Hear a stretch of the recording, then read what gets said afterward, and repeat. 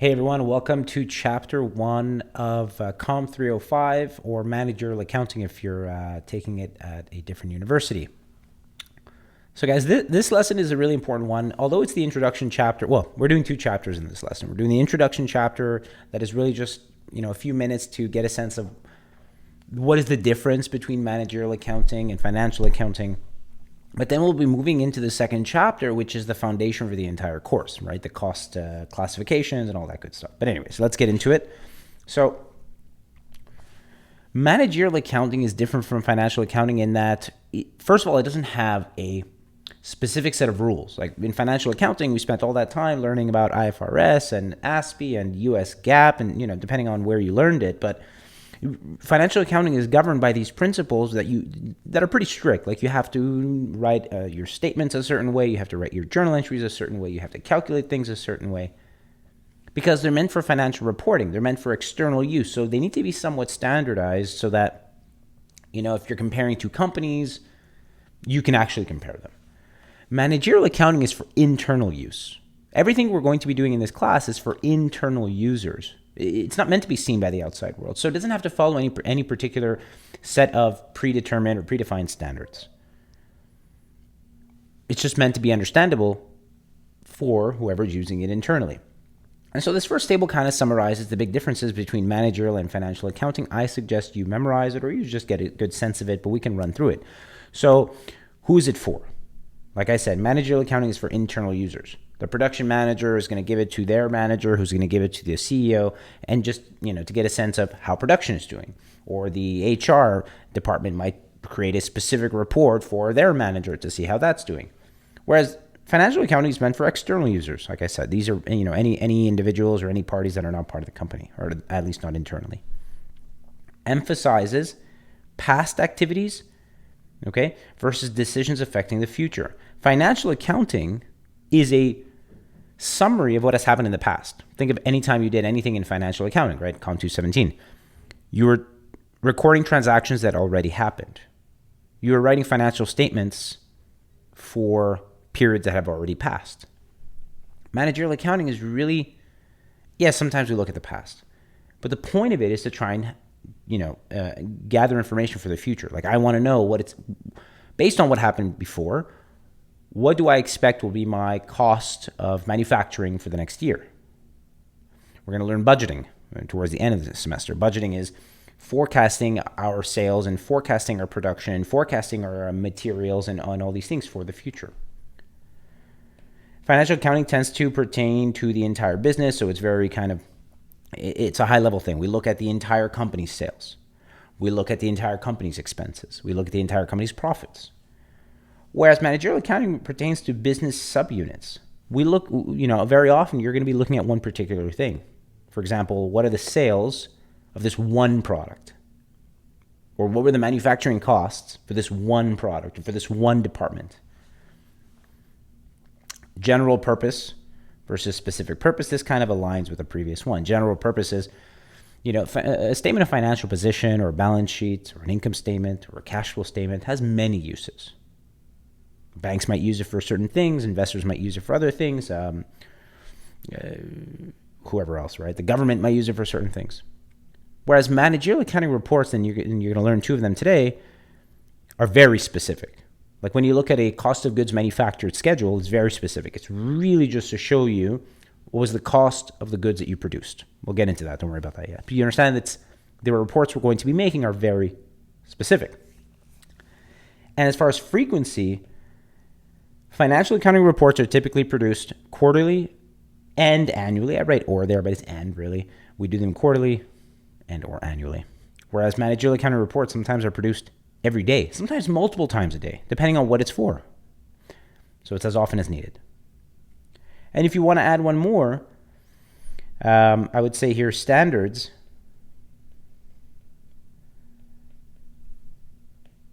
Financial accounting has standards like IFRS, GAAP, ASPE, depending on what the standards are. These are just different standards, whereas managerial accounting has none. There are no standards to follow. You do whatever makes sense internally. Now, we're going to learn specific things, but what I don't want you guys to worry about so much in this class is, oh, did I put things in the right place? It's really not a big deal if you didn't. Oh, did I use the right account name? It's really not a big deal if you don't. The important thing is the number. Do you have the information correct?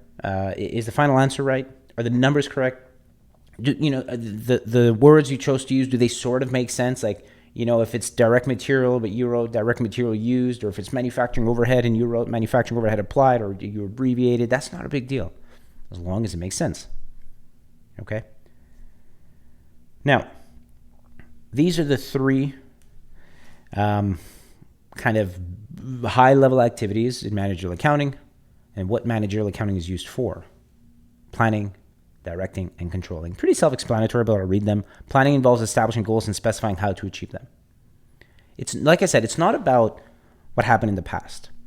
We're trying to make decisions that will affect the future. So I want to plan how many units should I produce in the month of February. Like, let's say today is January 1st, and I'm planning my year. We are going to plan. Well, based on our forecast, we should be producing 1,000 units in January, 2,000 units in February, and 5,000 units in March. Directing has to do with the day-to-day business. Our workers. How many workers do we need today to produce those units that we need to make? How do we deal with our suppliers of raw materials? And then finally, controlling involves monitoring the day-to-day operations to make sure we're in check. And we're going to learn things like, we're going to learn budgeting. We're going to learn how to compare. So budgeting is really preparing or forecasting what we're going to do in the future. So we'll learn that. It's one of the last chapters in the course, but then we're also going to learn how to evaluate the budget. Are we sticking to our budget? Are we deviating from our budget in a way that's favorable? That means we're spending less money than we thought we would. Or are we deviating from our budget in a way that is unfavorable, meaning we're spending more? You see, that's kind of the idea there. Okay, so planning, directing, controlling. Okay. So that's really all the time I wanted to spend. There's a little bit more to this chapter, but this is really the gist of it, guys. It's nothing. This is the tip of the iceberg. You should not be spending very much time on this because you're not really going to be tested very heavily on this, if at all. I'm assuming you'll get something. You probably have some assignments. Okay, but this is really the nuts and bolts of this chapter. So let's get in. This is really where the course starts, in my view. So this course sometimes is called cost accounting, and you'll see that when you get to ACO 330 for you accounting majors. You're going to do what I sometimes call managerial accounting 2, which is actually called cost accounting. But managerial accounting and cost accounting are often used interchangeably because really what we're focusing on in this class for the vast majority is costs. So the first bit here is just understanding what those different costs are. So you have, again, at a high level, two categories of costs. You've got manufacturing costs, and we'll just call them non-manufacturing costs. So that, I think, is self-explanatory. Manufacturing costs are the costs related to producing your goods. And we're going to focus on not service-based businesses, goods-based businesses for like 99% of this class. So we're making tables, we're making shoes, we're making whatever, right? So manufacturing costs are the costs related to manufacturing those goods. So you've got your factory. We'll call this a plant or factory, whatever. And all of the costs incurred here are called manufacturing costs. Everything, every cost related to the factory is a manufacturing cost. And then you've got non-manufacturing costs. So things like, I'll put it on the outside, non-manufacturing. Anything else. This could be selling costs. What are the costs that we incur to sell the goods? Nothing, right? Not producing the goods. The cost incurred to sell the goods. So marketing, commissions, things like that. You have administrative costs. The CEO's salary. The CEO is not in the factory, right? He or she is not making the goods. There would be an administrative cost. The cost of the head office, right? The rent or the mortgage, the interest, the depreciation on the equipment, the electricity. The head office is not where we make our goods. So that's another example of an administrative cost. Whereas everything at the factory is a manufacturing cost because that is where we manufacture the goods. Okay, so what are your manufacturing costs? You have three.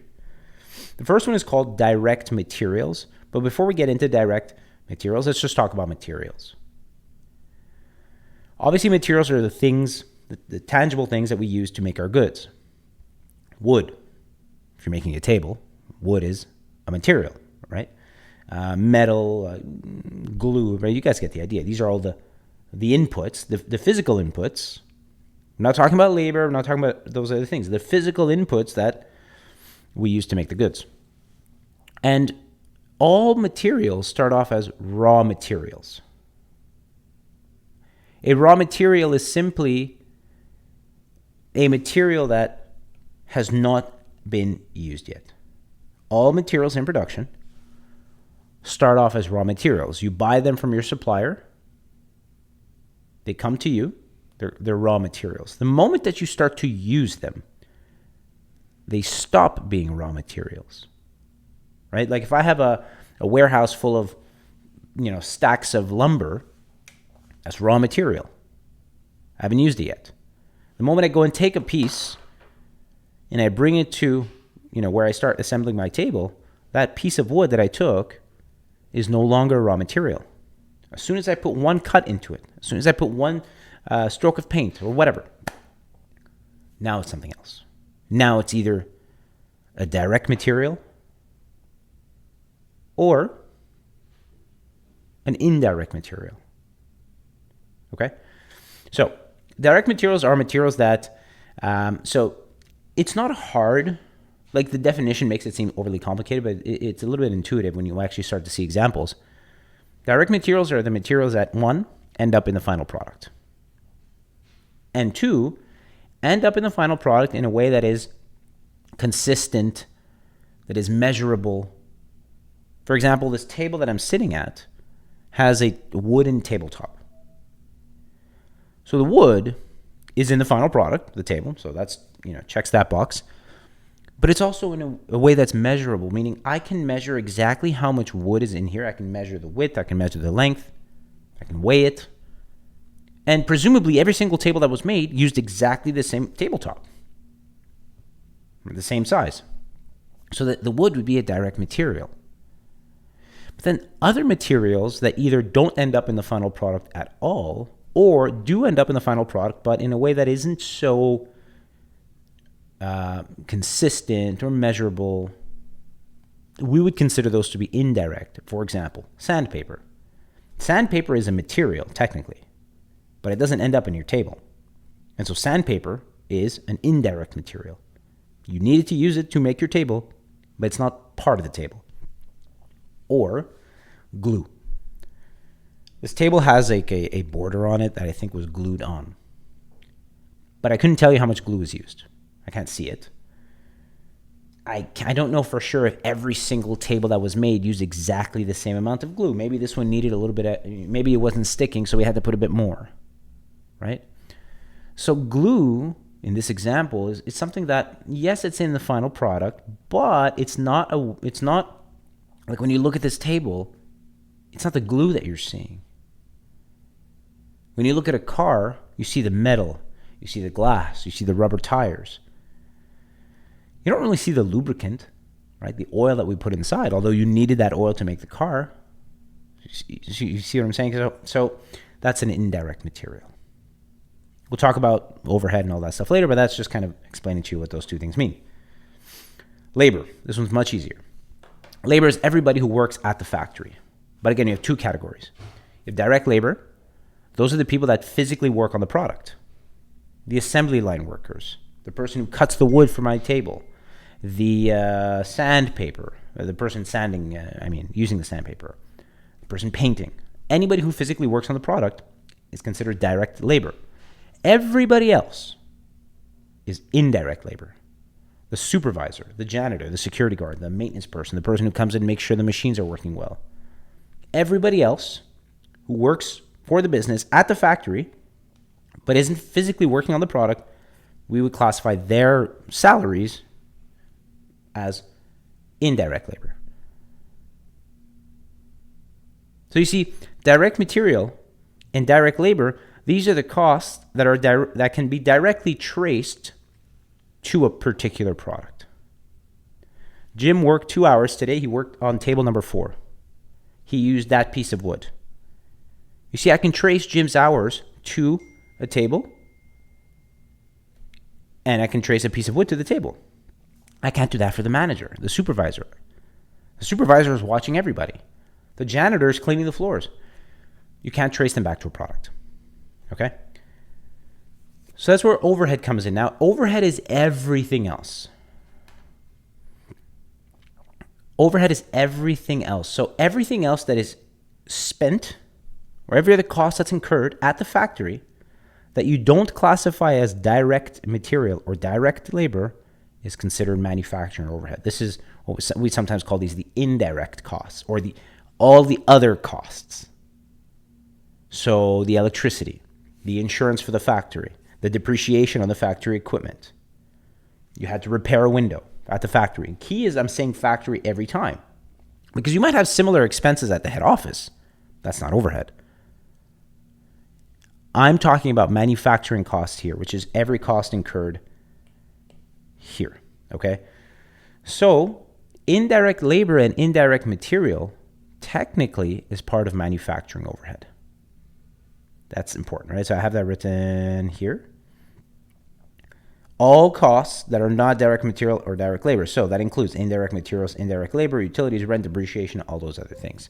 And when you put the three together, this is important, right? Terminology in this class is important because you have to know what things are called. So if I say total manufacturing costs, understand that I'm referring to the direct materials used, the direct labor used, and the manufacturing overhead. That together, right, is my total manufacturing cost. Okay, so we talked about the manufacturing costs, direct material, direct labor, manufacturing overhead. Now let's talk about the non-manufacturing costs, which we typically refer to as selling and administrative expenses. We sometimes deviate from this, but this is the official name, the big category, selling and administrative expenses. So in here you have selling expenses, so that's any cost incurred to sell the goods. So like I said before, marketing, commissions, delivery, all these things. Administrative expenses would be the costs associated to running the business, management, the CEO's salary, accounting, legal, and so on.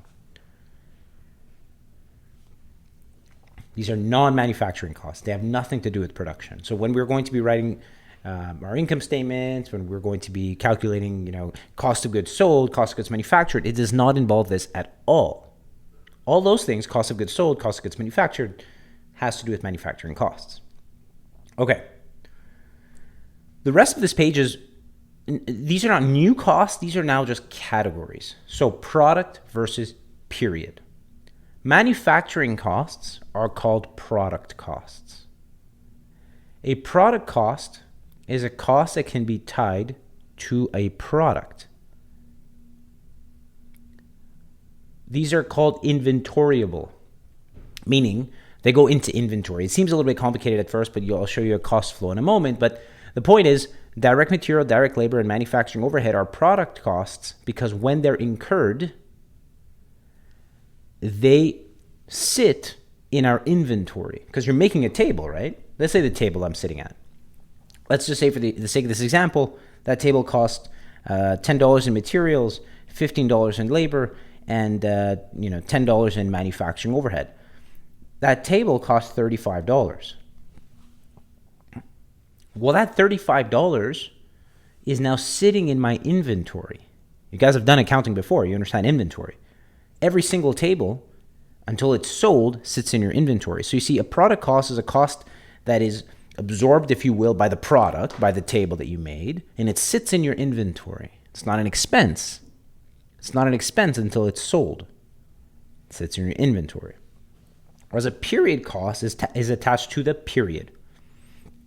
So selling and administrative costs are period costs. You expense these in the period in which they were incurred. And that's the big difference. Product costs, they go with the product. So they are only expensed when the product is sold. That's what we call cost of goods sold. Period costs are tied to the period. They are expensed in the period. Okay, so selling and admin, period cost, DM, DL, MOH, product costs. Other classifications you may want to know: prime costs, which we also sometimes call direct costs. This is just direct material and direct labor together. So if ever you're reading a question and it says the direct costs or the prime costs are something, understand, like here, for example, in my example above, my direct costs were $25 or my prime costs were $25. It's important because sometimes you're reading a question and that's how they trick you. They say, oh, the prime costs. Well, if you don't know what that is, you might be looking at that and saying, hey, I never learned. No, it's just a way to group two together. Conversion costs. This one comes up a lot in chapter 4, in the process costing chapter. This is direct labor and manufacturing overhead together. I know it's missing. I don't know why it's missing, but it's direct labor and manufacturing overhead. Here, you could fill that in. Okay, so again, if you're reading a question and it says conversion costs, understand that that's labor and overhead. If it says prime costs, it's direct material and direct labor. If it says total manufacturing costs, it's all three of them. Like I said before, terminology matters here. Okay. So let's put some of this together. The cost flow. Now on this page you have formulas. Very important to have your formulas memorized. Okay, I'm going to put 3 stars here because I would say in recent years anyways, the majority of questions coming from this chapter have to do with you being able to calculate things like cost of goods sold. But for you to get to cost of goods sold, you need cost of goods manufactured. And for you to get to cost of goods manufactured, you need to know how to calculate materials used, which is part of your manufacturing cost. So these 3 formulas are usually asked together. So the first formula is how you calculate material used. Now I wrote material used on purpose. It can be used for direct materials or it can be used for raw materials. It's the same formula. It really depends on what material you're given in the question. So if you have raw materials, you would calculate raw materials used. If you have direct materials, you would calculate direct material used, but you follow the same formula. Then you have, there's actually quite a few things here to talk about. Work in process inventory is an inventory that we didn't see in financial accounting. In managerial accounting, we have 3 inventories. You have raw materials inventory, which is the inventory of materials, right? The inventory of your raw materials that you have not used yet. You have work in process inventory, like the name says, right? This one's self-explanatory, work in process. These are the goods that are in production. They're not quite finished yet. They've started though. So you went and took a piece of wood from the warehouse and you started building a table. You cut the wood into the shape of the table, but you haven't finished it yet. Any goods that are in production, they're called works in process, and they sit in your work in process inventory until they're finished. Once they're finished, they go into finished goods inventory. The name tells you exactly what that is. It's the inventory of finished goods. These are the goods that are ready to be sold. Okay? So, this is the formula for cost of goods manufactured. This is the formula for cost of goods sold. Cost of goods manufactured, what is that? It's in the name. Cost of goods manufactured just means produced. So cost of goods manufactured is the total cost, so that means the total direct material, direct labor, and manufacturing overhead incurred on all of the units that were finished, that were completed in the current period. So let's say we're in the month of May, and you do this monthly. If you completed 1,000 units in the month of May, it has nothing to do when they were started. It's really basic. Think of it this way: cost of goods completed, cost of goods finished. We call it cost of goods manufactured. So it's all that. So if in the month of May you've completed 100 units, the cost of goods manufactured would be the cost that went into those 100 units. Okay? And then cost of goods sold, you know it. But I'll remind you, cost of goods sold. It's the total cost. So again, direct material, direct labor, and manufacturing overhead that went into the goods you sold. So if in the month of May, we said we produced 100, but if we only sold, say, 50, well, it would be the cost of the units you sold. Okay? So just to give you a sense here, and the formulas you'll memorize them, but let's say during the month of May, let's say you produced 1,000 units. You sold 800 units. Like you sold 800 of those 1,000 units. And your total, let's say your cost of goods manufactured was 25,000. What would be your cost of goods sold? You're not going to use your formula for this. This is just for you guys to understand something. Cost of goods manufactured refers to these 1,000 units. It cost us $25,000 to make 1,000 units, but I only sold 800 of them. So what would be your cost of goods sold? You could pause the video if you want and think about it, but I want you to think about it. We're not using the formulas again.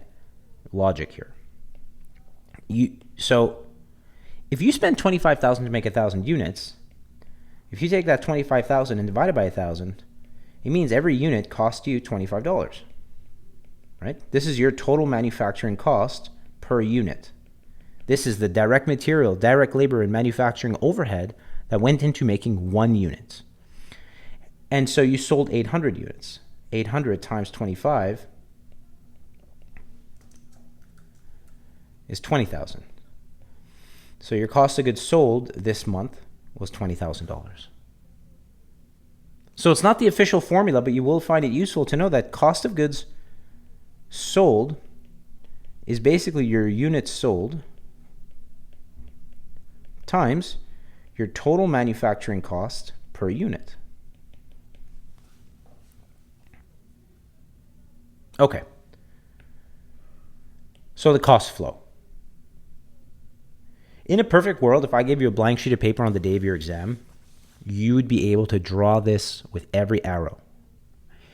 Is it necessary for your exam? No, we're not going to ask you to do that. But if you can't do that, it means there's a gap in your knowledge. And this is super important, right? Because it's showing you how everything ties together. So let's start with the left-hand side here. Here you've got your three manufacturing costs, right? You have your materials, your labor, and your overhead. The first one is your raw material inventory. So I'm going to highlight the three inventories that we have. Remember, we have three of them, right? We have raw materials inventory. Not the best color. Hold on. We have raw materials inventory, we have work in process inventory, and we have finished goods inventory. The others are not inventories. Like labor is not an inventory, overhead is not an inventory. And that's why you'll notice that those three accounts have beginning and ending balances, because you can carry inventory at the end of a period. For example, when I say ending balance, I mean, what did I end the period with? So let's say we're talking about the month of May.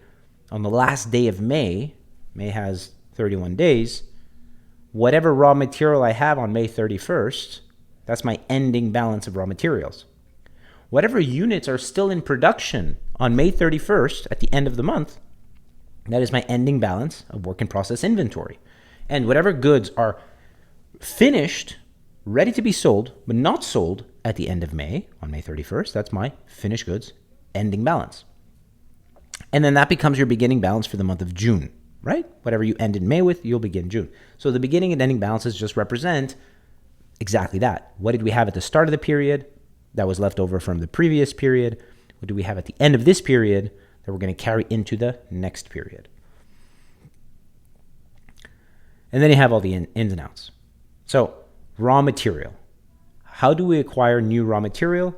We acquire it by purchasing it. I'm going to put a plus there, right? Because we are adding raw materials by buying the raw materials from our suppliers. I buy the wood from my wood supplier. I buy my nails from Home Depot, right? Like I buy these things.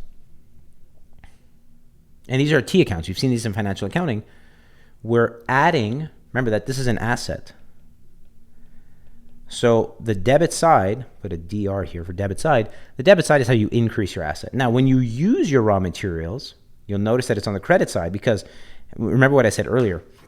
The moment that you use a raw material, it is no longer a raw material. So the moment I go and take a piece of wood from the stock room, and I take it and I start to build a table, I have to remove it from the raw materials inventory. So I put it on the credit side. But where does it go? Since you already know what direct material and indirect materials are, we're not going to talk about that again. You can go back to the earlier part of the video. Now let's talk about where they go. If it's a direct material, it flows into work in process. That piece of wood, and think of it just logically, guys, it was a raw material. The piece of wood was a raw material. But the moment I took it and I cut it, let's say I put one cut into it, it's no longer raw material. Now it's a work in process. It's not a table yet. It's not a finished good yet, but it is on its way to becoming one. It is a work in process. It's a half table. Work in process. And you have a constant flow. If this could be animated, these arrows would be flowing because you have a constant flow. Every time I go and take a material or I use a material, it stops being a raw material and it goes into your work in process. Now, if it's an indirect material, we remove it from raw materials, but we add it, follow the arrow. We add it to our manufacturing overhead. We talked about this before. Indirect material is part of manufacturing overhead. Okay, it still ends up going into your work in process. Look, your manufacturing overhead also ends up there, but that's why we call it indirect, because those materials end up in the good, but indirectly. They first have to go into MOH, then they go into work in process. Labor. Factory labor is the big category. It's everybody. But then again, if it's a worker who's directly working on the product, we call them direct labor. Their cost goes directly into work in process. Everybody else has to go indirectly through manufacturing overhead. And finally, you have manufacturing overhead. So it has indirect material, indirect labor, and then everything else. The insurance, the depreciation, the taxes, everything we talked about. All of those get packaged together and they eventually get transferred into work in process as well.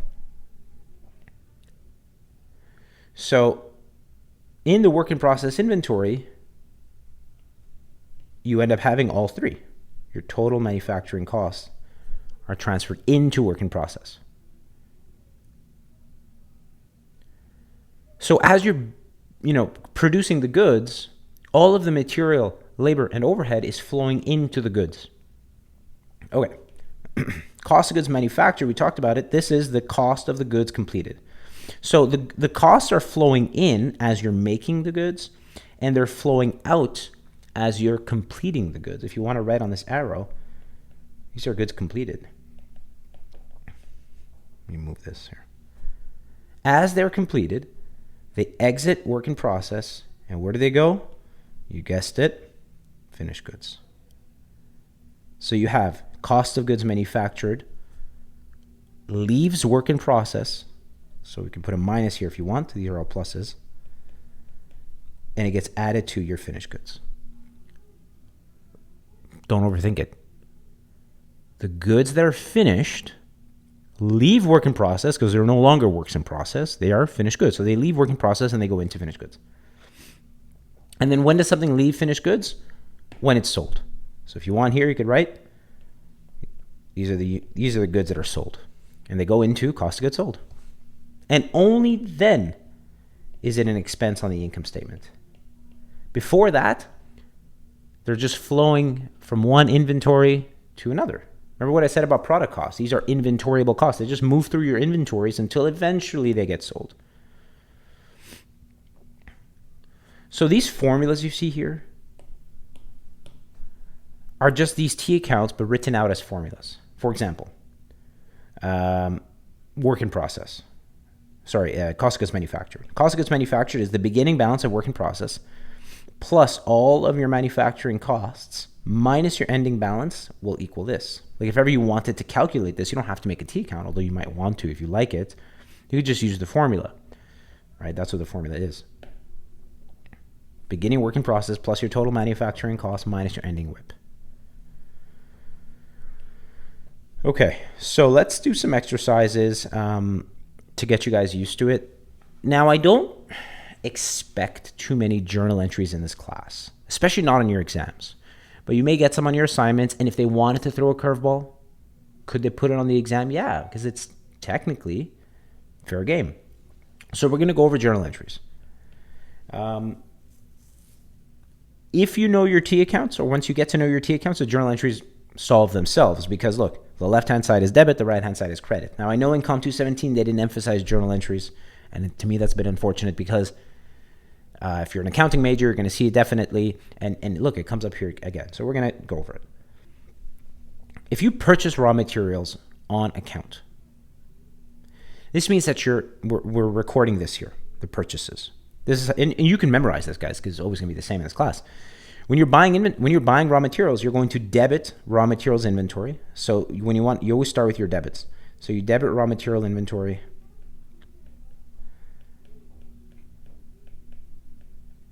$10,000. And then you credit accounts payable because it said on account. And for your credits, remember, you want to indent a little bit.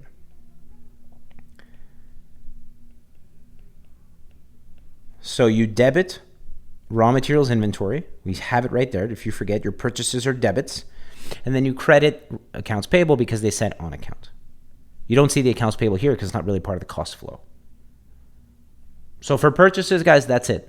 The only thing that could be different is maybe they'll say you paid cash, in which case you would put cash instead of accounts payable. I'm talking about this part here. Okay. You used $8,750 of raw materials. $6,500 of that can be directly traced to the products, while the rest cannot. What is that saying? Even if you don't have to write the entry, you should understand what they're saying. $8,750 was used. So these two combine for $8,750. Some of it can be directly traced. That's the raw material. That's the direct material, I mean.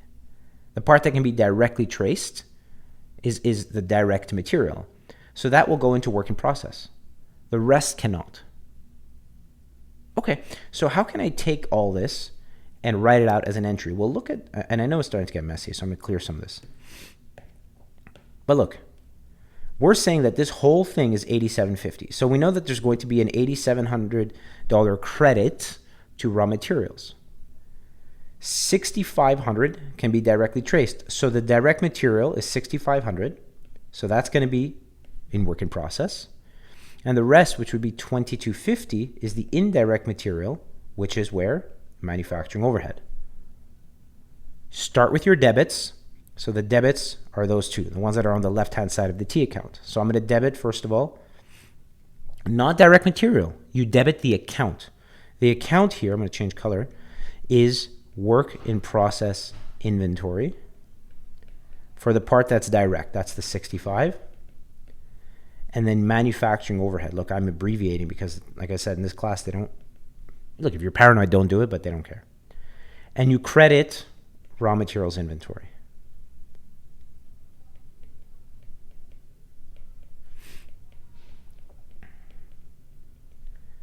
$8,750. Okay. Next.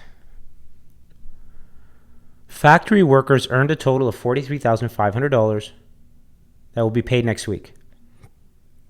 Included in, that's, okay, so just that, factory workers. So here, we don't actually know if they're direct or indirect.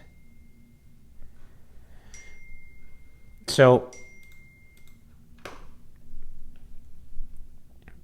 this really refers to kind of this part here. So we are going to debit factory labor. And it says that they will be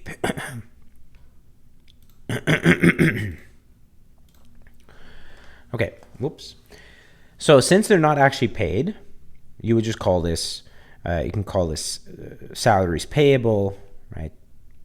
Something like that. Something like what we learned in COMM 217. And the amount is $43,500. So just to kind of show you on your T accounts what exactly it is that you just journalized, you journalized this. When you incurred the labor, you debit factory labor. Now, when you assign the labor, when you determine, okay, this person was direct, this person was indirect, then we're going to be journalizing this. We're going to be crediting factory labor and just placing those costs in the correct place. So either work in process or manufacturing overhead. I think that's what the next one is.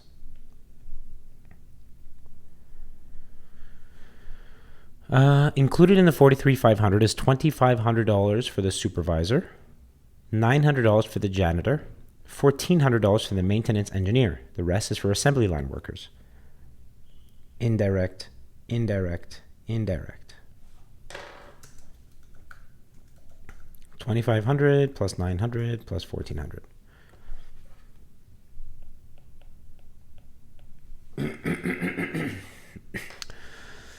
Okay, so 4,800 is the indirect part. So that means 4,800 is the what we should be debiting to manufacturing overhead, and the rest we need to be debiting to work in process. Okay, so the journal entry to assign labor looks something like this. First of all, I'm going to take 43,500 and subtract 4,800 from it. I want to separate out the direct labor. Okay, so that's 38,700. I'll use pink for this. Work in process inventory. Okay, so the direct labor, everyone, needs to go directly into work in process, 38,700. That's a debit. The rest goes into your manufacturing overhead. That's the 4,800. And it comes out of factory labor.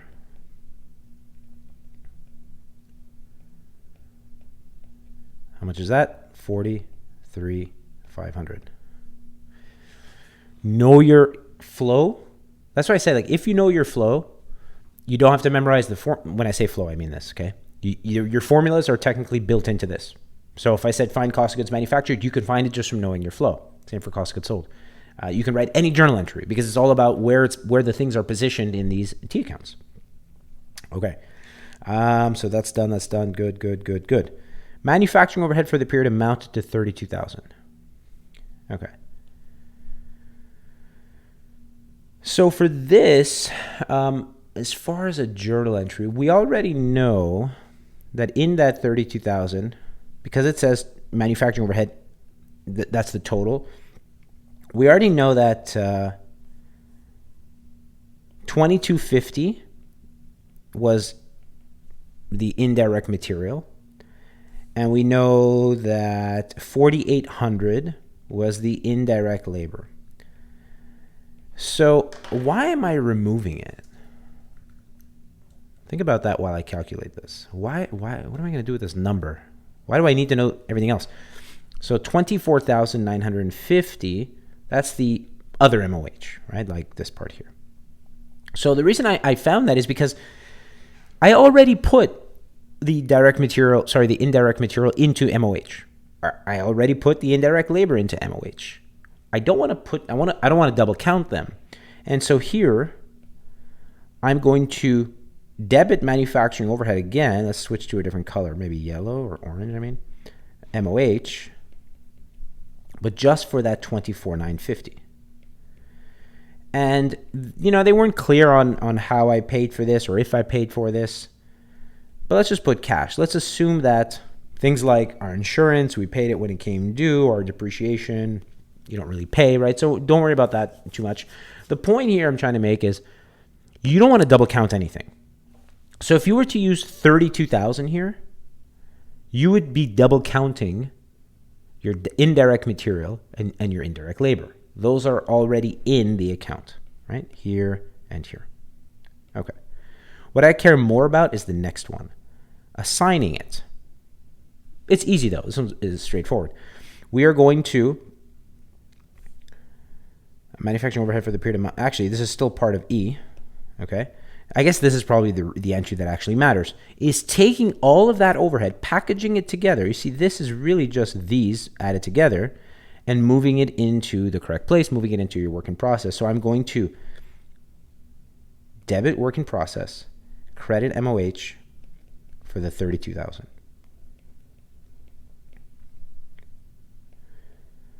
Once we get to the next chapter, job order costing, you'll see that you don't always do it exactly like that, where you take the left side and you plug it into the right side. But for now, we're just learning how things flow together. We're almost done. F. What's F? I missed it. Here. Cost of goods manufactured, 68,750. What does that mean again? the goods we produced, right, the goods we finished, had a total cost of $68,750. That's what leaves work in process and goes into finished goods. And that's your journal entry. You debit finished goods, you credit work in process. Okay, so back to red. We are going to debit finished goods inventory. You could write FG if you want. I probably should have. And credit work in process inventory for the amount they said, $68,750. And last but not least, probably cost of goods sold. Our cost of goods sold amounted to $73,210. It's in your flow. You take that out, so you credit finished goods, you put it into cost of goods sold. So we will debit cost of goods sold and credit finished goods.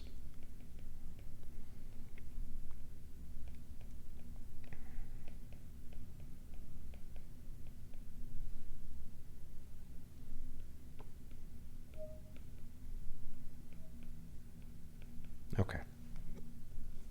So that is how you journalize everything related to the cost flow. Like I said, this is in managerial accounting. We don't really do this all that much, but you still technically need to know this. Okay. Let's move on to the next to the next concept. This is important as well. Especially in COMM 305, they like testing you on this, and that is cost behavior. So actually, this is really important, especially once we get into like chapter 6 and stuff. So when I say cost behavior, what I'm referring to is variable and fixed. Now, a variable cost, by definition, is a cost that changes based on your production or based on your units. It's variable based on output. So the more units you produce, the more variable costs you incur. For example, wood for the table. If I make one table, I'm going to incur the cost of one piece of wood. But if I make 10 tables, I'm going to incur the cost of 10 pieces of wood. And if I make 1,000 tables, I'll incur the cost. You see how wood, direct material, is a variable cost because the more tables I make, the more I have to spend on material. Versus something like rent. Whether I make one table or 10 tables or 100 tables or 1,000 tables, my rent is fixed. A fixed cost does not vary. It stays constant on a total basis.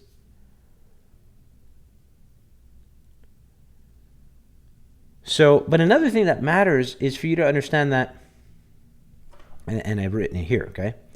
Variable cost increase or decrease proportionally with output, okay? That's what I just said. But on a per unit basis remains constant. What does that mean? It means that per unit, variable costs don't change. For example, the wood for the table, let's say it costs $10. So let's say that my direct material is $10 per unit. That number, the per unit number, never changes. It's the total that changes. So let me illustrate that. So the unit number doesn't change, but the total, all right, total direct material is based on the number of units. So if you make 100 units, you're going to spend $1,000, right? If you make 1,000 units, you're going to spend $10,000.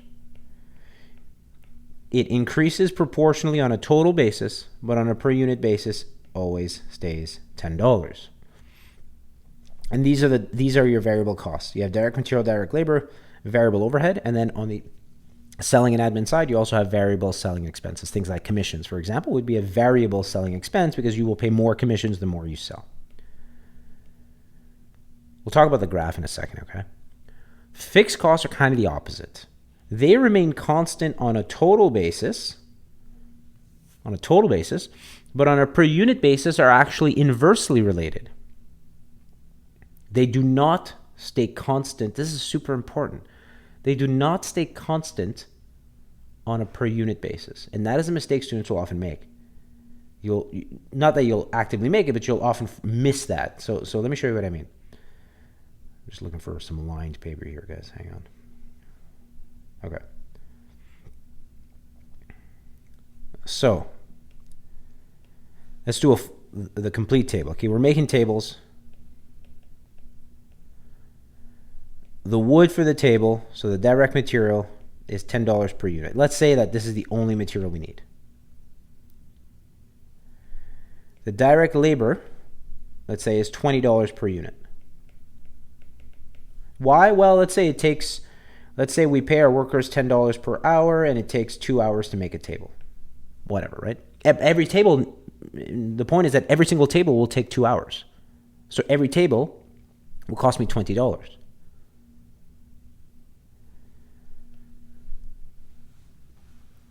So this would be variable. These are the variable costs. For the fixed costs, on the other hand, let's say something like rent. My rent, let's say, is $5,000 per month. It's not per unit. It's per period, per month.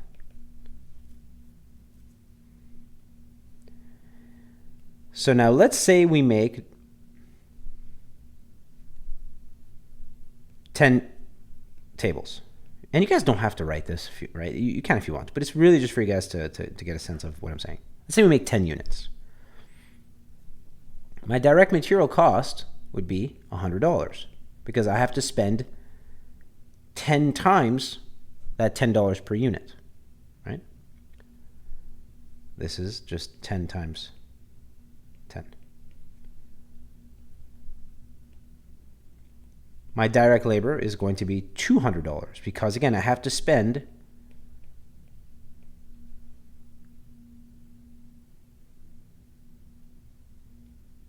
$20 per unit 10 times.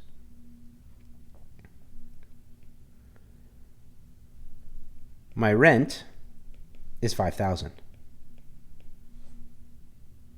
doesn't matter how many units I made, it's $5,000. But just, I want to add another column here. If I were to say my rent per unit, it would be $500. If you take your $5,000 and you divide it by the 10 units, that's $500 per unit. Now let's say we made 100 units instead. Your direct material will go up to $1,000. $10 per unit times 1,000. Your direct labor will go up to $2,000. $20 per unit times 100. Your rent would stay at $5,000 because rent is rent. Rent is fixed. But what about rent per unit? Well, now I produced more units, so you're dividing that $5,000 into more units. Now it's only $50 per unit. The moment your production changes, your fixed cost per unit will change as well. And it changes inversely. The more you produce, the less you're spending on a per unit basis, right? So that's what I mean by saying on a total basis it's constant, but on a per unit basis it's inversely related to production. Now, why is that important? You're looking at that and saying, yeah, that makes sense. I know it makes sense, but it's when we test you on it that we often forget it. So let's say I asked you a question like this and said, in 2024, we produced 100,000 units.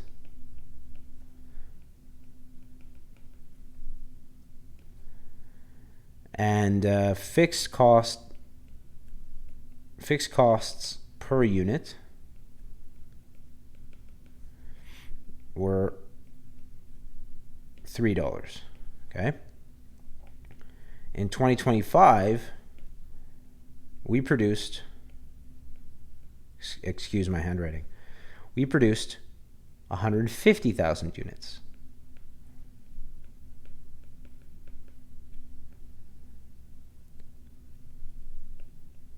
calculate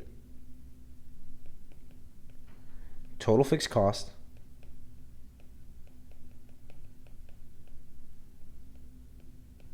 which I'll start calling TFC, in 2025. I want you guys to pause the video, and answer this question. Now, if you said 450,000, you missed it. You missed the whole point. If you said 300,000, you didn't miss it.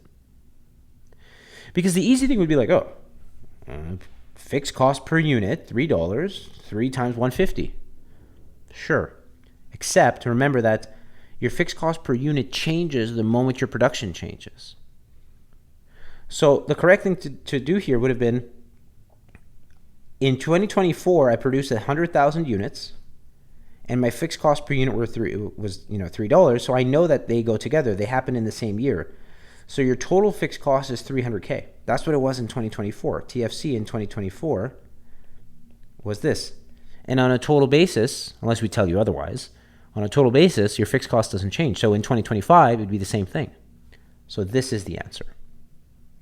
Your fixed costs do not change on a total basis. They change on a per unit basis.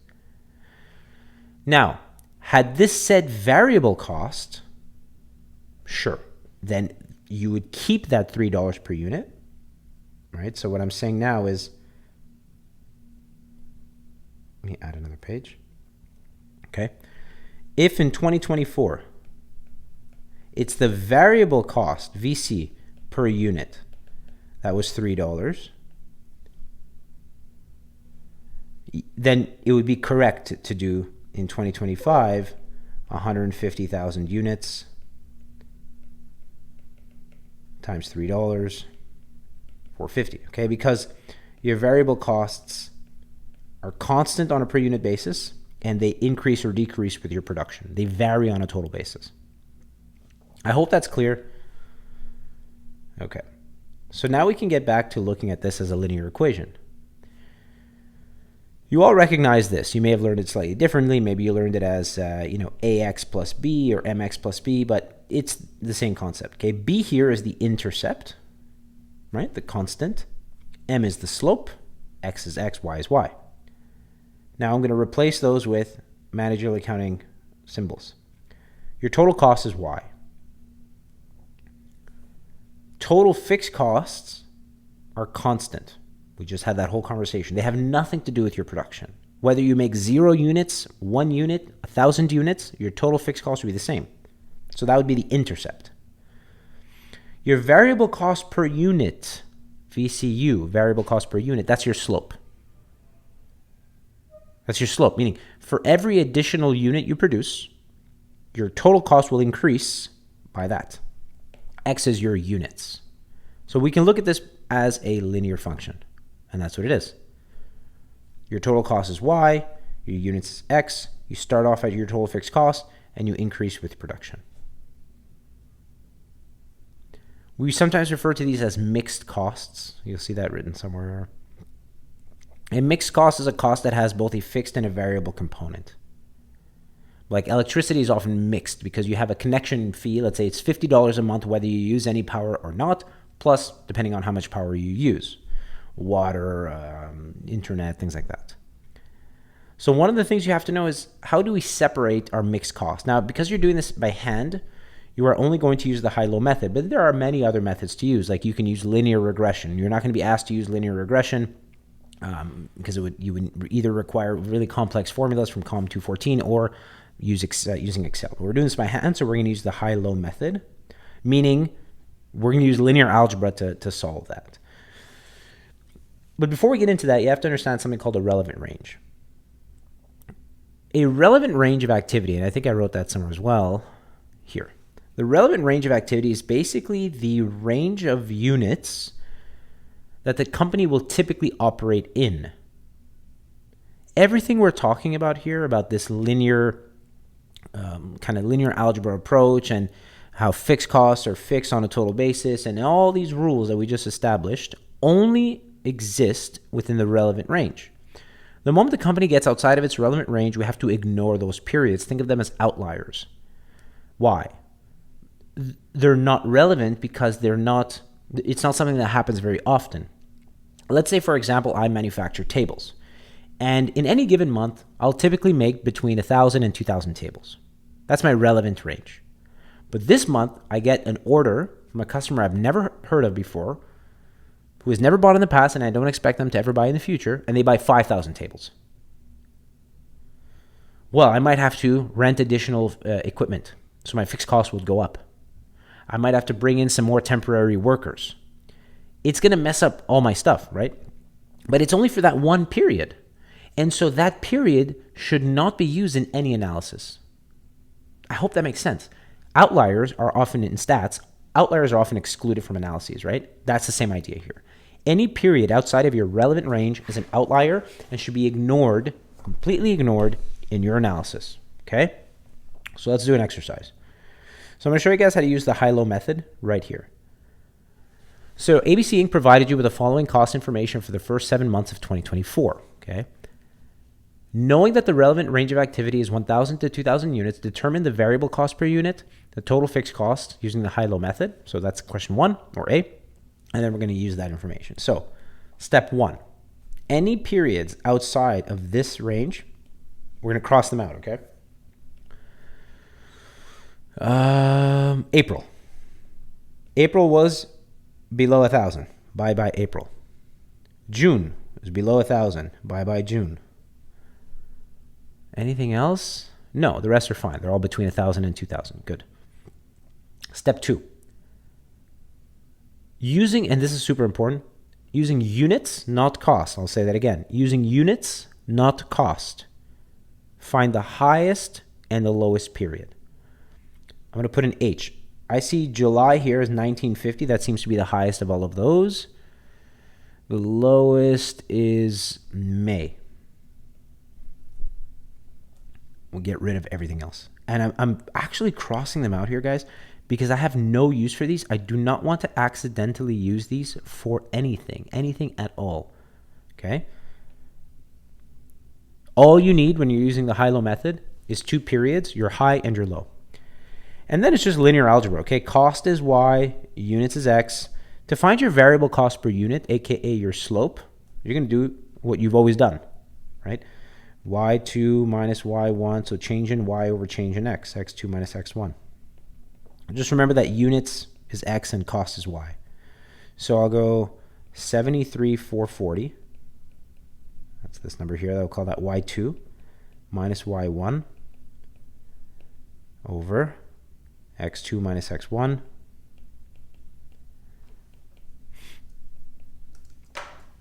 $73,440 minus $48,500. All that divided by 1950 minus 1100. $29.34. There's some more decimals, but we'll keep that rounded to 2. $29.34 per unit. Okay, this is your variable cost per unit. The slope is the variable cost per unit. Intercept, like you've always done. Pick one of the 2 points, doesn't matter which one, but it has to be one of the 2 that you chose. That's why I crossed off the others, and plug it into a linear equation. So we know that it's y equals, mx plus b or b plus mx. It doesn't matter the order, but let's say we use May. The cost in May was $48,500, so that's y. The slope is your VC per unit, $29.34. The units in May, 1,100. And we're going to solve for the intercept. Do the math here. So 48,500 minus 2938 times 1,100. That leaves me with an intercept of $16,182. This is your total fixed cost. So if you were to write this as an equation, it would be total cost equals the fixed cost, so $16,182, because you're going to incur that regardless, plus $29.34 per unit.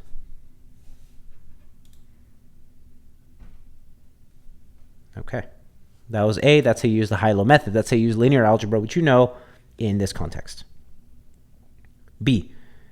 Freebie. Estimate the cost of producing 1,500 units. Well, you guessed it, I hope.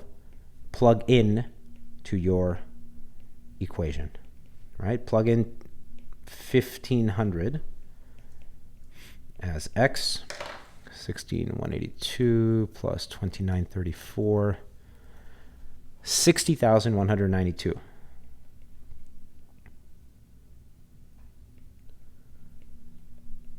That's it. Okay, great. So the high-low method is a nice and easy way to do it. Of course, it's less accurate than something like a linear regression. Linear regressions would use all your periods, not just the high and the low. But again, you're not going to do that by hand. This is not a stats class, and so this is what we're expecting on your exam. Okay, a theory question. So in this question, you're asked to classify each cost into these categories. So, it's just a way for us to practice exactly this, just to build a strong base. I'm not really expecting a question like this necessarily in the exam, but you never know. So first of all, we want to classify this as either being DMDL, MOH, or selling and admin. Then I want you to say if it's product or period, and then I want you to say if it's fixed or variable. So you can pause the video and try this yourself, but let's get into it. Depreciation on a salesperson's car. Keyword here, salesperson. This is not a manufacturing cost. So this would be selling and admin, which is always a period cost. Now, depreciation is always considered fixed in this class because it's not based on your production. And so that's a fixed cost. So that's the exercise. Factory, keyword, equipment, rent. Factory, equipment, so that makes it a manufacturing cost. And because it's not a labor, it's not labor or material, that would be MOH. Rent is fixed, so I'm going to put fixed here. And any of these three, anytime it's DMDL or MOH, it's a product cost. Okay, so let me just do that for this one too. Selling and admin is a period cost. So this would be product cost. Lubricants used for machine maintenance. So this is also manufacturing overhead because it's a material, but it's not ending up in the final product. So it's that's your indirect material. So it's a product cost because it's a manufacturing cost. And lubricants are typically, so anything material should typically be a variable cost because, presumably the more you use your machines, the more lubricants you will need. And so it's a variable cost. Salaries of personnel who work in the finished goods warehouse. This is an interesting one, okay, guys?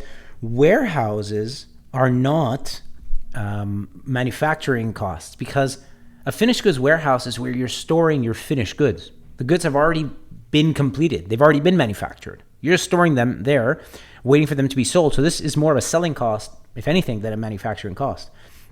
So I would call this selling and admin, SA. Therefore, it's a period cost.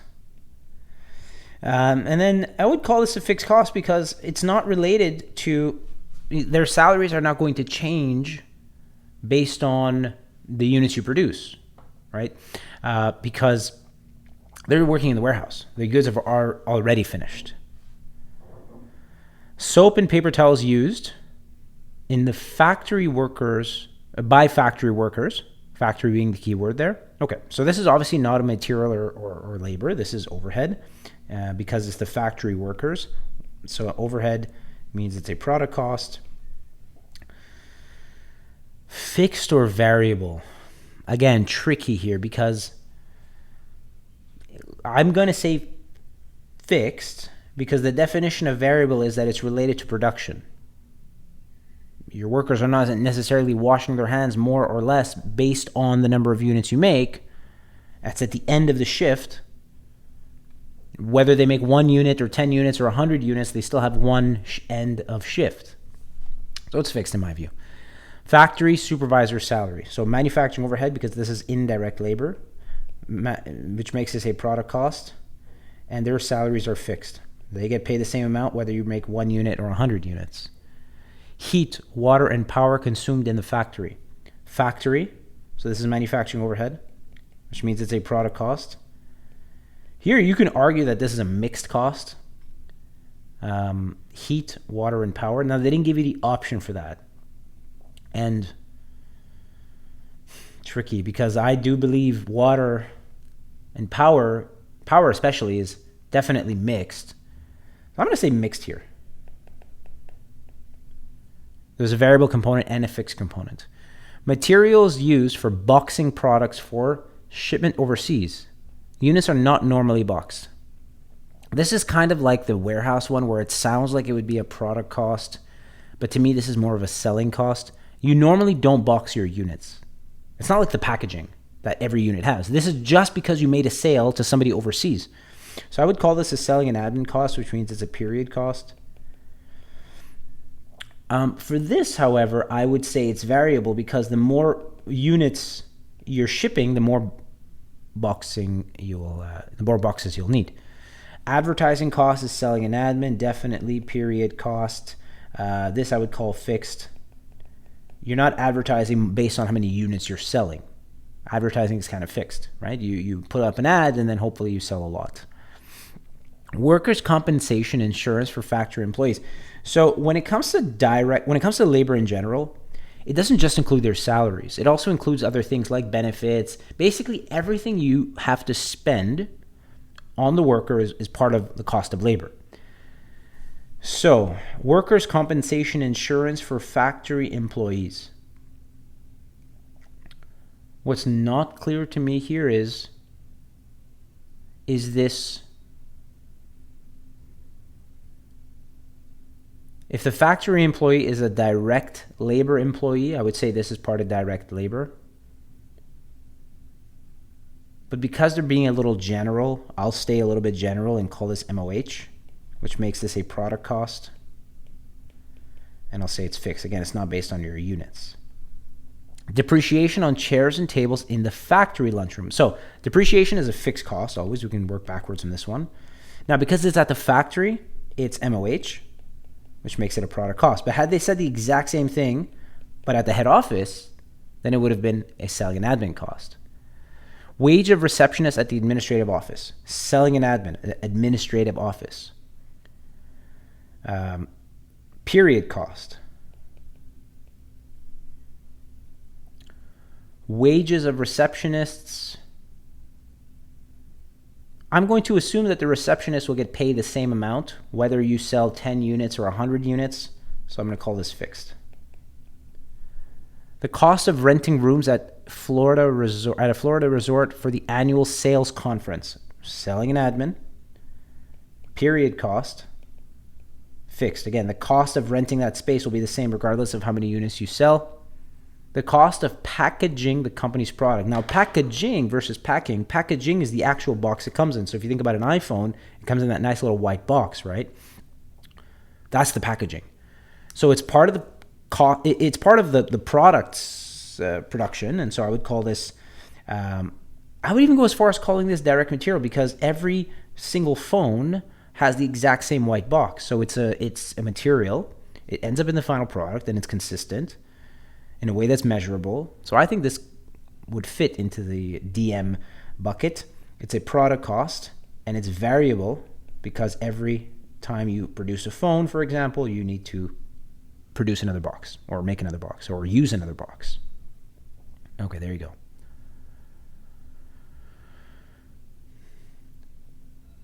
Cool. So the last exercise we have left, I think, is the most important one, and that is where we're going to put together everything we said, but we're also going to learn how to write these schedules. So I've given you a template to follow. Now, you want to be a little bit flexible because not every single question will have the exact same elements, but this gives you a general sense of what a cost of goods manufactured schedule is.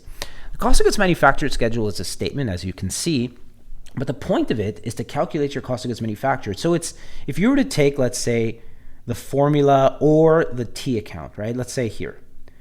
If you were to take this T account and write it as a statement, you would have the cost of goods manufactured schedule. It starts with your beginning balance.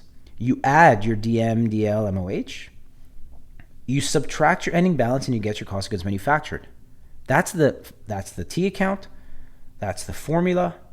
And it's also the format of the statement. So if you think of it that way, it's actually not that hard to remember the general flow of this statement. Beginning, work in process, you add your materials, labor, and overhead, you subtract your ending, and you get your cost of goods manufactured. So we'll make one of these in a moment. And then that cost of goods manufactured is used in your income statement. This income statement is a little bit different than the one you would have seen in financial accounting or COMM 217. in that it's a little bit shorter, first of all, and your cost of goods sold has a whole section, okay? This is called a cost of goods sold. This little part that I have in the rectangle is called a cost of goods sold schedule. It's part of the income statement. So I'm going to show you guys how to write all of these by hand. And we're going to use this exercise, okay? And then we'll be done with this chapter and you'll be on your way. Cubic Corporation has provided you with the following account balances for the month ended March 31st, 2025. You've also been informed that 20% of materials are considered general while 80% are directly used on products. That's going to be important at some point. That direct labor and manufacturing overhead in March totaled $10,800 and $7,000 respectively. Merchandise is sold at a 55% markup. We'll talk about that later. Variable selling expenses are 40% of sales and fixed selling expenses totaled $15,000. And then here's all the stuff you have. So I'm going to work through each of these using the formulas. And so the first question is, what is the total direct material used in March? When you want to calculate material used, remember the formula is this. It's your beginning materials plus your purchases.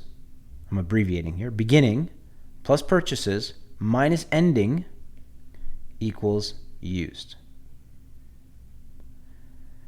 Now, they asked you for direct material used, but we gave you raw materials. So you want to be careful here because you're going to use this formula, but if you're using it with raw materials, then you'll be first calculating raw materials used, okay? So I'm doing beginning raw materials plus purchases, I'll abbreviate a bit less here, minus ending raw materials will give you your raw material used. Okay, let's try that. Beginning is $44,320. Do we know our purchases? Ooh, that might be missing. Let's see.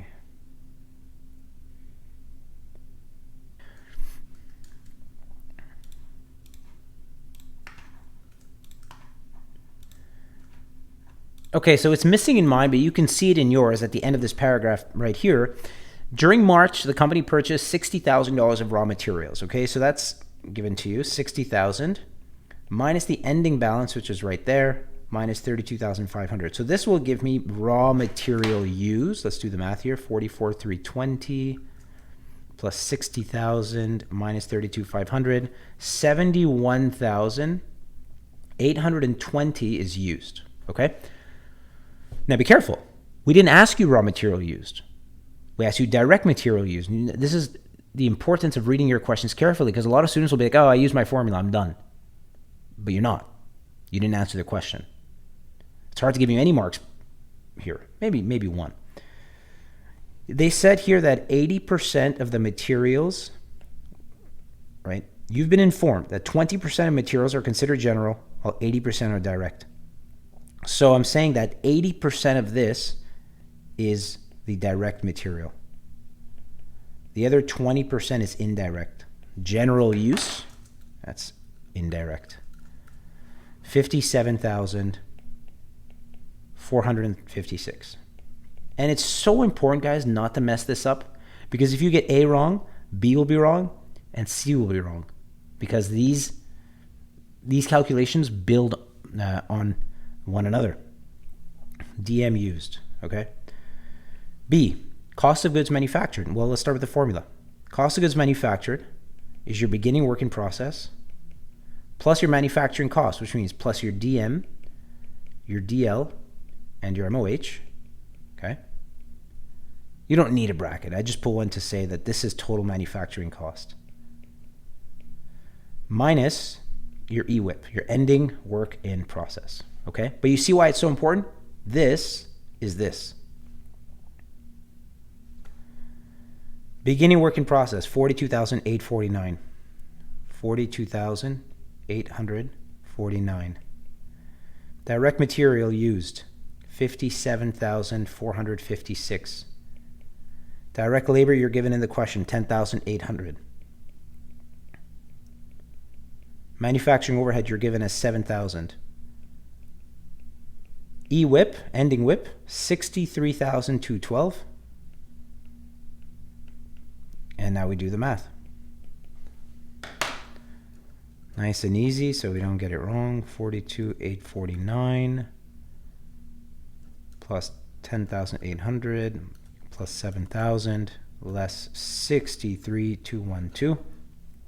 Cost of goods manufactured, 54,893. Okay. Cost of goods sold. Cost of goods sold, you find by taking your beginning finished goods, okay, BFG, plus cost of goods manufactured, so the answer from the previous question, minus your ending finished goods. That's it. So we go and grab this, 54,400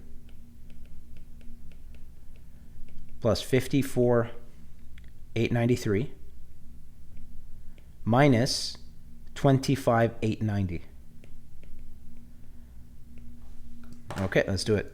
54400 minus 25,890. Cost of goods sold, 83,403. Okay. I'm just going to repeat it to stress you guys a bit. Don't screw up at the beginning of the question.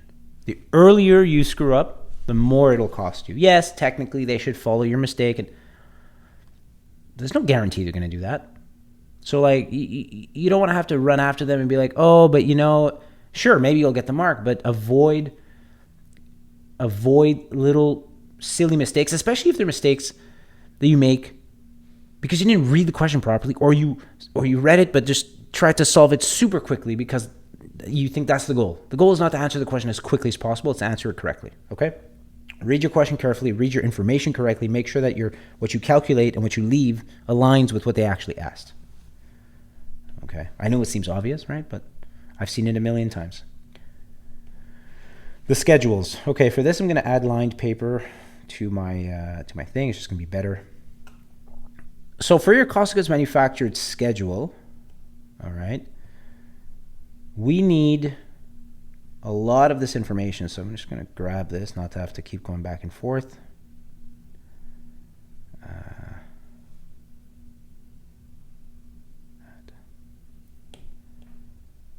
Okay, and then I'll just move it around as needed. So the cost of goods manufactured schedule, this is as close as you'll come to financial accounting, where you have like a specific format to follow. But again, if you deviate from the format a little bit, it doesn't actually matter as long as your numbers are there. So we're going to start with, as you always would, the name of the company. So this is Cubic Corporation or Corp. This is a cost of goods manufactured schedule.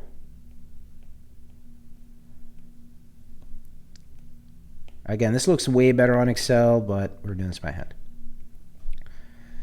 And we're doing this for, it seems like we're doing that for the month of March 2025. So I'll say for the month ended March 31st, 2025.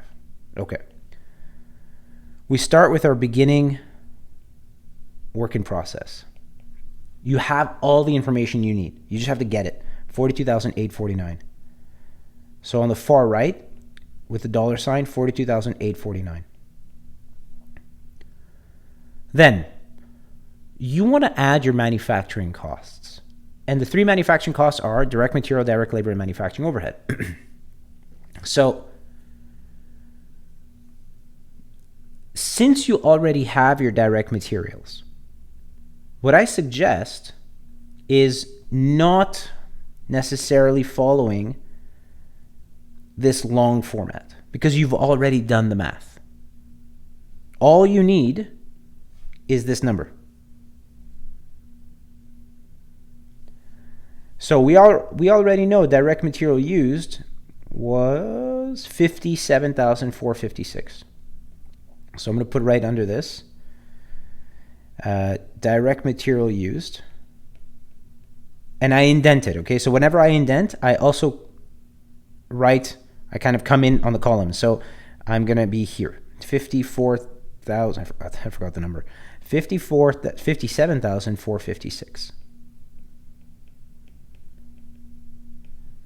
Then, right under it, direct labor, it was 10,800. Manufacturing overhead, 7,000. Okay.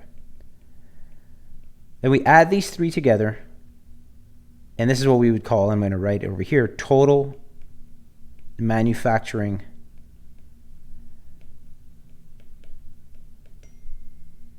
costs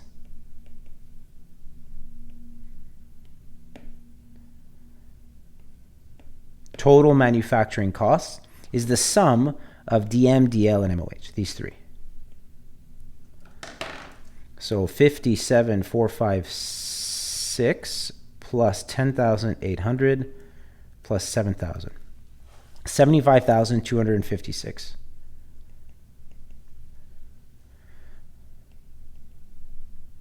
Then we add these up, and this again, new terminology for you guys. When you take your beginning WIP and you add your total manufacturing costs, okay, which is what we were doing right now, you get what we call total work in process. 849. 118,105 is total work in process. So if ever you see that, that's what we're referring to. Okay.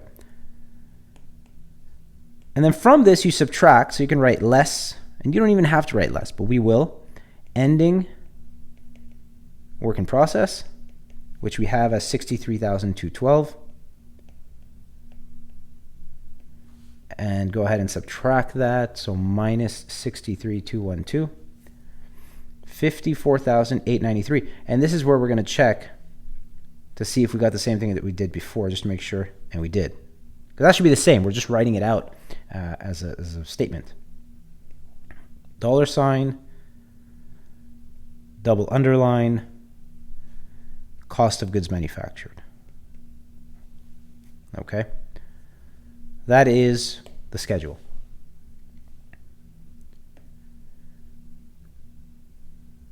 Okay. If you have questions, of course, guys, don't be shy to ask me right away. You can put the question directly here in the lesson, or you could DM me. Now we'll make an income statement. So I'm just going to change this to an income statement. Everything else can stay the same.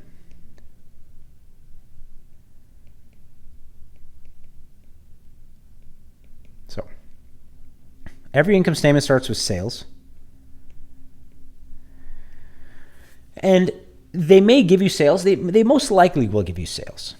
But if they don't, then they might make you work for it a little bit.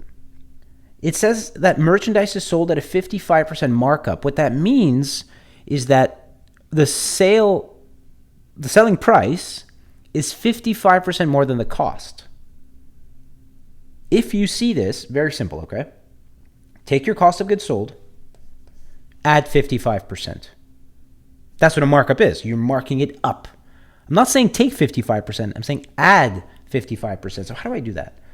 Well, I have it on the screen here. So I'm just going to take this number and multiply it by 1 plus 0.55. You want to add a percentage?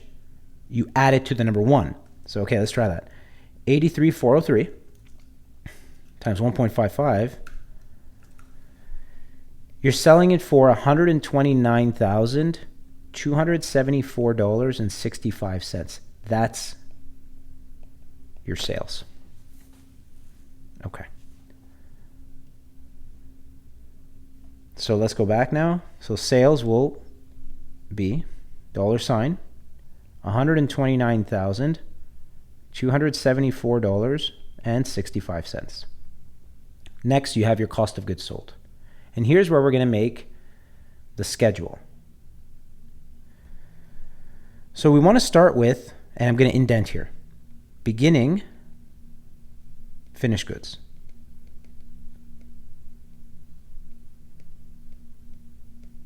And you're given that in the question. Here, I'm going to need this again, so I'll just grab it.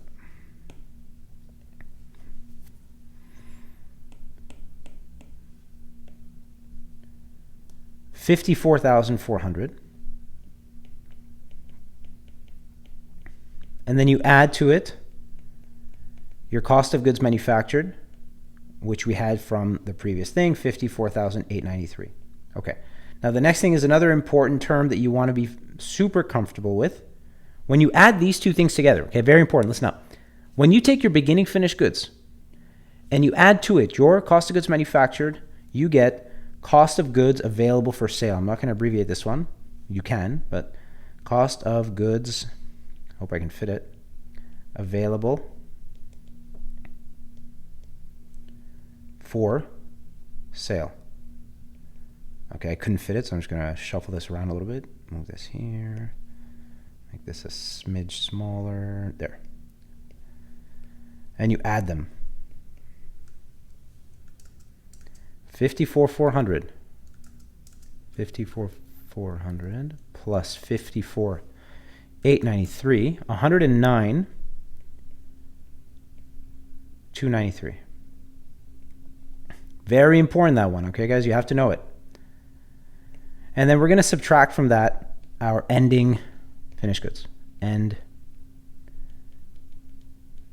finished goods. 25,890. And look where I'm going to put my answer. Okay, I'll delete this because I don't need it. I'm subtracting these. Minus 25,890. 83,404. I'm going to put it right back on the right-hand side, because 403, excuse me. That's the number I needed. I'm just going to double check that that's what I had before. Super. And I'll put it here, cost of goods sold. You draw a line, and then like you learned in 217, sales minus cost of goods sold is gross profit. We're not changing that.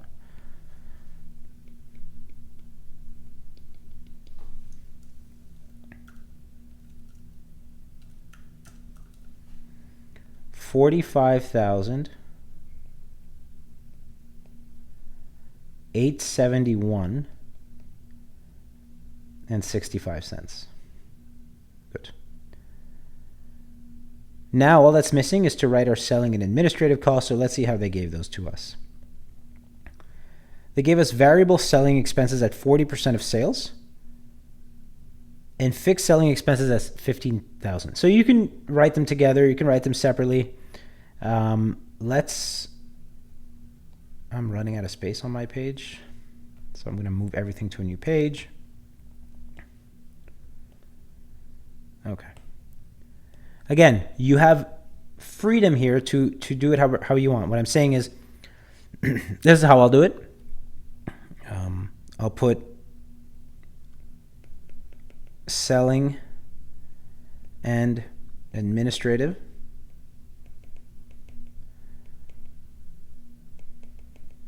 Okay, but that's just a header. So under it, I'll have variable and fixed. So for the variable, I'm going to do this in red. Just this is work. They said it's 40% of sales. So 40% of 129,274. I'm gonna change. Do I want to change that? It's really high. We're gonna end up reporting a loss here, but so be it. 40% of sales. Sales are 129,000. So okay, 40% of 129,274. 65.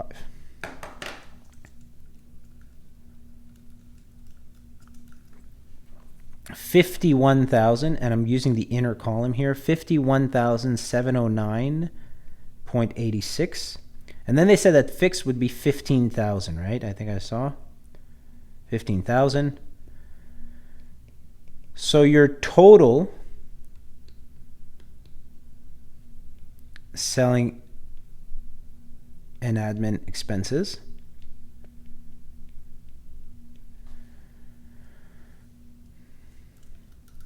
$66,709.86. And this is what I was saying. You are free to, if you wanted to, just put the total and kind of do the work for the variable and fixed off of the income statement and just write the total on the income statement where we only see this line. That's totally fine. As long as you have the right number, that's okay.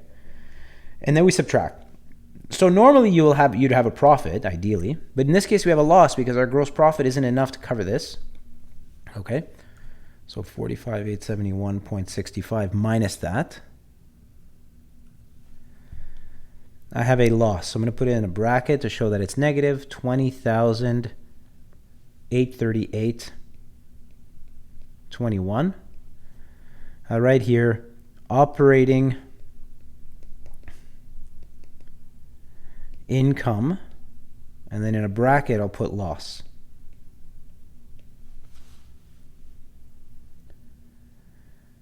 Okay. Since they didn't mention taxes, I don't need to put taxes. So since they didn't mention taxes, we're going to stop here. But we'll talk about taxes in a second. Okay. So this is it. This is the end of your income statement. So, we're expecting a question like this on the exam usually when the exams are done on paper. So during the semesters where the exams were done in Excel, we didn't get any statements because everything was fill in the blank. But now when it's on paper, we're thinking it's going to be like it used to be, where we actually ask you guys to write out these statements. Okay, now let's say, this is a side note, okay? The lesson is done technically, but let's say you had taxes. The way taxes work, and I know it's weird that you have a loss, but technically it'd be the exact same thing whether you had a profit or a loss. Let's say you're given a tax rate. So I'm going to write here taxes. And I'm doing this in red just as a reminder that this is not part of the question. It's just an extra. Let's say they told you your tax rate was 25%. What you do is you take 25% of whatever the operating income is. Think of operating income as your income before tax. So I'm going to take 20,838.21 times the tax rate of 25%, and I get negative 5,209. Now, this is where it might be a little bit confusing because it's a negative tax.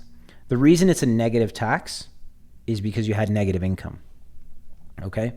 And then regardless of positives or negatives, you're subtracting your operating income before tax by your taxes, and this will give you your net income, or sometimes they call it operating income after taxes. Same thing, okay? So for us, it would be, and I know it's weird, but listen, negative 28,838.28. You have to be very, specific here. Minus, and then negative again because the taxes are negative. So this ends up being negative 15,000. I'm going to do an example with positive numbers just so you guys can see because that's more likely. 628.66. Okay. So what's far more likely is that you have a profit. So I'm going to copy this to a new page, and I'm just going to change some numbers out so we have a profit, okay? We'll make it super, super simple. Let's say that our variable selling and admin was much less than that. Let's say that it was 10,000, okay? So if this was 10,000, this would be 25,000, right? The total selling and admin would be 25,000. So if I did 45,871.65 minus 25,000, right? This minus this, your operating income before tax would be positive. You'd have a profit here, 20,871.65. And then you would take 25% of that,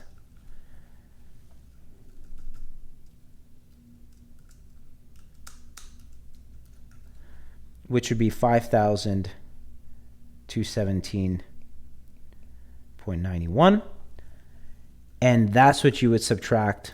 You see, I'm not doing anything, not a single thing different. It feels different because here we don't have the double negative, but here we did. But if you think about it, the only reason this one was negative is because this one was negative, and then I still subtracted it. So here, this one's positive because this one is positive, but I'm still subtracting it. So my net income after tax is $15,653.74. Okay. There you have it. So that's it for this lesson.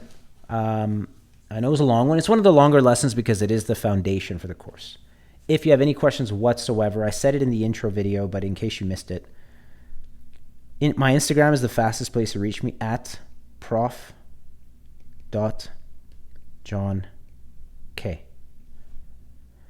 You can reach me there no matter what school you go to, no matter who you are. You can reach me there. Is Instagram. You can write me an email. I check my emails once a day. So if you are if it's an emergency, you're better off with Instagram, but you can write me an email, johnk@checkmarktutorials.com.